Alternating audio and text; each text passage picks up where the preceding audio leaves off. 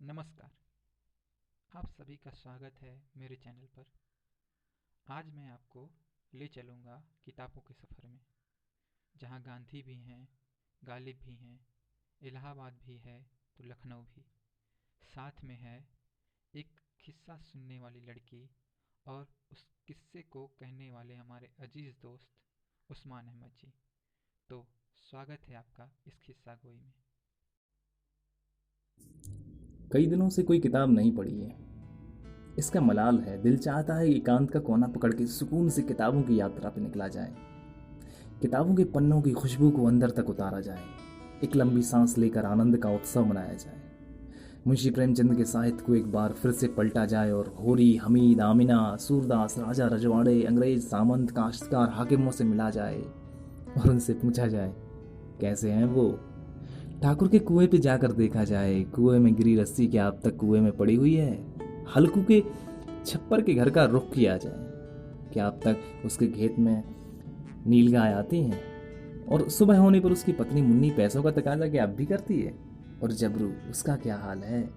दादी अमीना का क्या अब तक ईद पे उदास बैठी हैं। और हामिद अब तक बचपन में है या बड़ा हो गया है। सोचता हूँ चंपारण भी आ जाऊं और बापू से मिलाऊं, साथ में शुक्ला जी भी मिल जाते तो नील बागानों के अत्याचार की खबर लेता आता।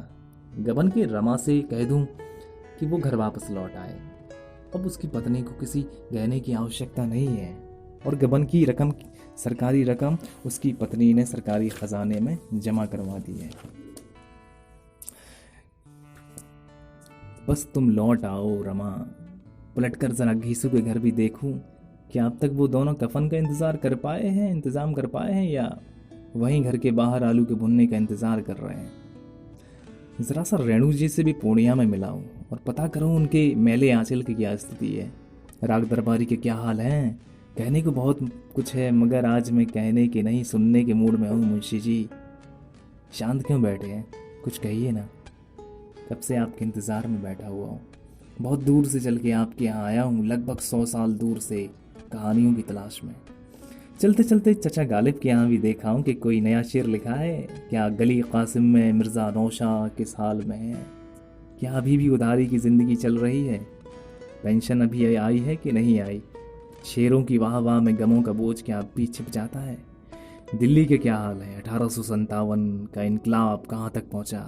मिर्ज़ा साहब, मुझे आपका शुक्रिया कहना था। वो मैंने कुछ दिन पहले आपका दीवाने गालिब पढ़ा और कुछ शेर उस लड़की को सुनाए जिससे मैं घाटे का सौदा कर बैठा, मतलब मोहब्बत कर बैठा। गाड़ी कुछ आगे बढ़ रही है। बहुत फारसी में लिखे हैं आप, उसे हर बात का मायने बताना पड़ता है। कभी कभी तो जो मैं नहीं समझ पाता उसे भी बताना पड़ता है।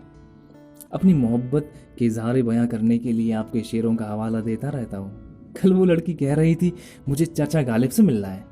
मैंने कहा पगली, अब वो नहीं रहे। वो जिद पकड़ गई, कहती है मुझे कुछ नहीं सुनना, मुझे सिर्फ गालिब से मिलना है।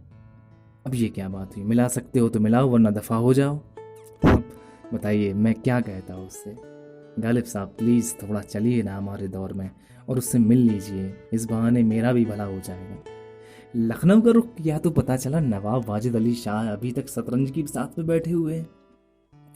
नवाब साहब किले के खंडहरों से निकलिए, देखिए बाहर अंग्रेज़ों के खिलाफ इनकलाब छिड़ गया है। मेरठ की छावनी में हिंदुस्तानी सैनिकों ने अंग्रेज़ों के खिलाफ बगावत कर दी है। हिंदू मुस्लिम एकता का ऐसा मौका तारीख ने कभी नहीं देखा।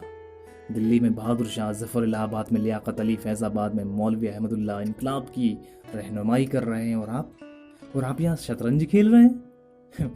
फिर थोड़े अंग्रेज़ों की नज़र अवध पर पड़ी तो नवाब साहब को बिना जूती के ही भागना पड़ेगा और हजरत महल को इनकलाब की मानत करनी पड़ेगी।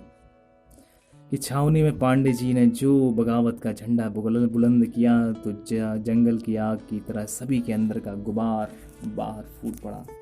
जरा सा तारीख के पन्नों में कुछ ज़्यादा पीछे आ गया हूँ। इलाहाबाद के मनमोहन से होते हुए ज़रा अल्फ्रेड पार्क का चक्कर लगाऊं और पता करूं कि चंदर कैसा है। गुनाहों के देवता की याद आई तो बिंदिया भी याद आ गई। हिंदू हॉस्टल के सामने चलते चलते ठिठक गया। भगवती चरण वर्मा के 3 वर्ष भी याद आ गए। यादों का एक सिरा हाथ आया तो असफल प्रेम की जाने कितनी कहानियाँ याद आने लगी।